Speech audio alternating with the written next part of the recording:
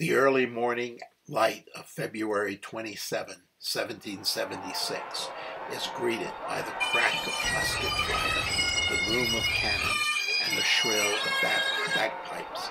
In less than 5 minutes, the fighting is over. Those few minutes, however, set the fate of the colony of North Carolina, the entire region, and maybe the future of a new nation.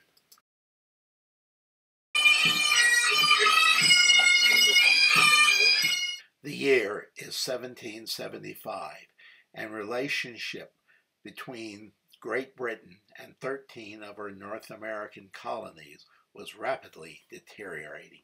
By April of that year, fighting had occurred in Massachusetts. In North Carolina, the governor's palace was attacked, and the governor, Josiah Martin, was forced to flee to a British warship. In August, King George III had declared 13 of these colonies in rebellion.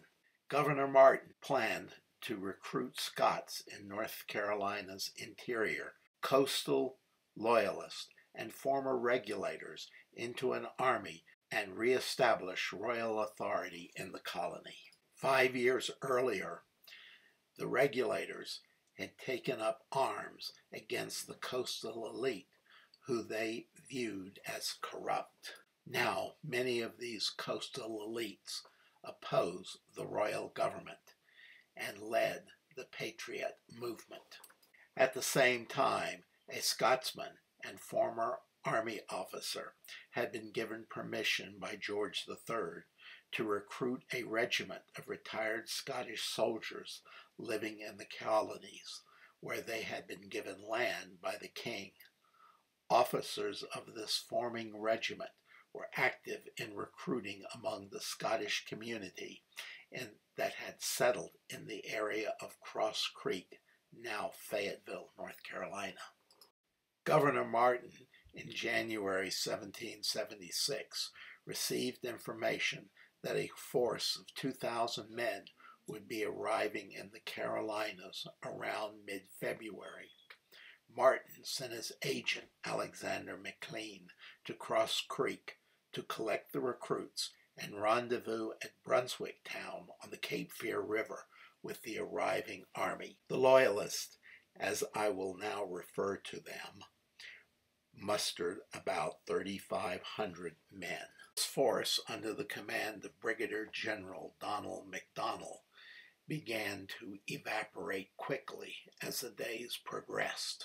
Shortly, the force was only 1,400 to 1,600 men, mostly Scots.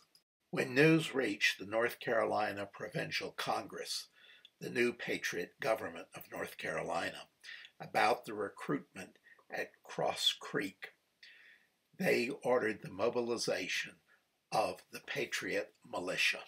Patriot commander Colonel James Moore marched his force, about 650 men, along the south or west side of the Cape Fear River to block the Loyalist Scots. Meanwhile, Patriot Colonel Richard Caswell led a force of about 800 men along the north or west side of the Cape Fear River to join Moore. General MacDonald, finding his direct route to the coast blocked, slipped across the Cape Fear River and moved towards Wilmington. The area north of Wilmington is a crisscross of rivers, creeks, and swamps. At the Black River, MacDonald also found his route blocked by Caswell's militiamen. As MacDonald prepared to force his way across the river, he was informed by a local slave of another crossing a few miles up the Black River. MacDonald detached a small force to demonstrate in front of Caswell while he raced to the second crossing and the bridge over Moore's Creek, 18 miles north of Wilmington. Once Caswell realized that MacDonald had given him the slip, he raced his troops to Moore's Creek, just beating the Scots by a few hours. Here, Caswell established a camp north of the bridge. MacDonald sent an officer to Caswell's camp to demand his surrender and spy out the Patriot fortifications. The envoy returned to MacDonald with Caswell's surrender refusal and the plans of the fortifications. He was, however, unable to see the fortifications that were built on the south side of that evening. At a council of war, MacDonald decided to attack Caswell, since Caswell had a smaller force and only one line of retreat across the narrow bridge at Moore's Creek. The Patriots also made a decision that evening.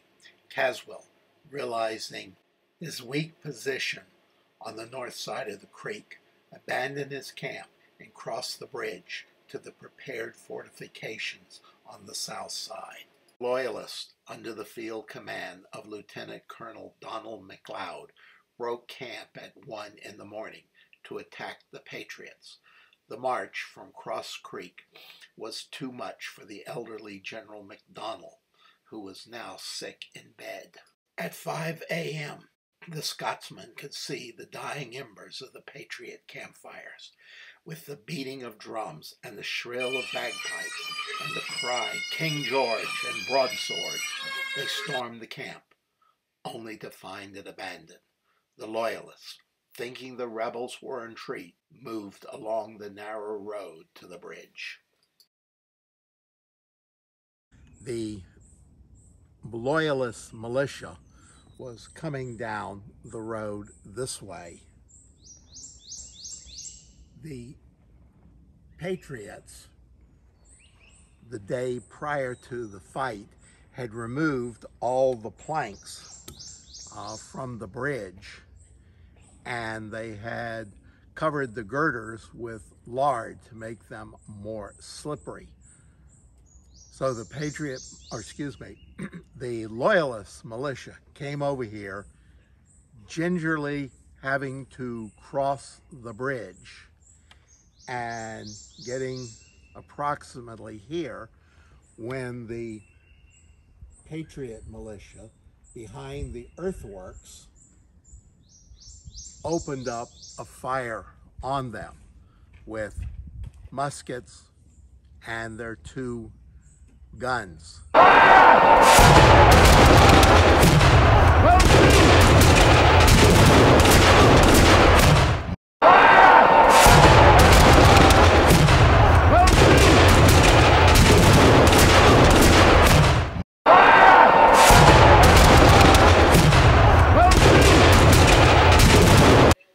The Patriots had named their 2 cannons Mother Covington and Mother Covington's Daughter. Near the bridge, the Scotsmen were met with gunfire from the Patriot sentries. With the beating of drums and the call of bagpipes, MacLeod led his force, armed with broadswords, in a charge over the ruined bridge. The attackers were met with not only musket fire, but fire of a cannon and a swivel gun. MacLeod went down with 20 musket balls in his body. The surviving attackers retreated across the bridge and quickly departed for home. The victorious Patriots, as soon as replacing the bridge planks, gave pursuit to the fleeing Loyalists. The Patriots reported 30 Loyalists killed or wounded, with probably more bodies lost in the creek and swamps. The Patriot force lost 1 killed and 1 wounded. Over the next several days, the Patriot militia captured about 850 men. Most were paroled. The officers, including the sick General MacDonald, however, were in prison. The British not only lost a loyal army, but a great deal of equipment. The Patriots captured 1,500 muskets, 300 rifles, and the equivalent in today's currency of $15,000. That was the immediate consequence of the battle. For the next 4 years, Loyalist efforts in North Carolina were severely hampered. as Loyalist sympathizers refused to take up arms for the king. When the British Army did arrive in May, there was no Loyalist army to greet them. The British had to be content with raiding and burning plantations and towns such as Brunswick Town along the lower Cape Fear River. The army and fleet departed North Carolina and sailed south to Charleston, South Carolina. There, the British met another southern setback.